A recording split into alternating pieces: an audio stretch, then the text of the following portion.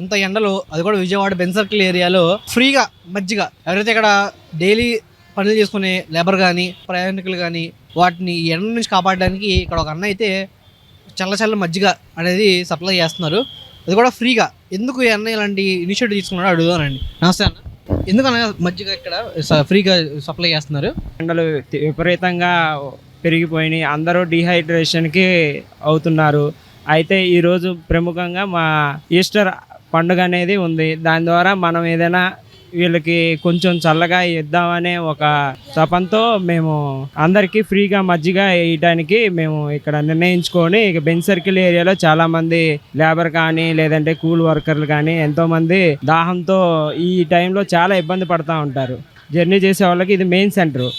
ఈ చల్లటి మజ్జిగ ఇద్దామని నిర్ణయం తీసుకొని. ఎక్కడ నుంచి వస్తున్నారన్న మీరు? మేము రామలింగేశ్ నగరు అల్లా చెల్లారావు రోడ్డు మాది. ఎంత ఒక్కరోజు ఎంత మజ్జిగ పంచుదాం అనుకున్నారు మీరు? మేము ఒక 1000 లీటర్స్ దాకా పంచుతాం. లీటర్స్ వరకు పంచుతాం. అయిపోతే క్యాన్లు తీసుకొస్తాం, వెంటనే వాళ్ళు తాగినంత వరకు పోస్తాం మేము. ఒక్కరోజు అంటే ఈస్టర్ సందర్భంగా అన్నారు. ఈ ఒక్కరోజునా లేకపోతే ప్రతి ఈ వ్యాసకాలం ఎంతవరకు పంచుతారా? ఈ ఒక్కరోజు వరకే పంచుతాం. నేను ఆటో డ్రైవర్ని, నా తోటి కార్మికులు చాలా ఎండలో జర్నీ చేస్తా ఇబ్బంది పడతారు, అందరూ ఇబ్బంది పడతారు. ఈ బెన్ సర్కిల్లో ప్రతి ఒక్కరూ విజయవాడ మెయిన్ సెంటర్ కాబట్టి చల్లగా ఇస్తే బాగుంటుందని మజ్జిగ. థ్యాంక్స్ అన్న.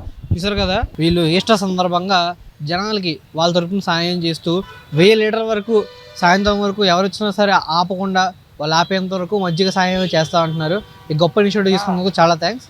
అలాగే ఈ వేసవికాలంలో అందరూ కూడా జాగ్రత్తగా ఉండి మీ బాడీని డిహైడ్రేట్ కాకుండా హైడ్రేట్ చేసుకొని హీట్ స్ట్రోక్ వడదెబ్బలు తగలకుండా జాగ్రత్త ఉండాలని నెంబర్ 1 కోరుతుంది. Signing off.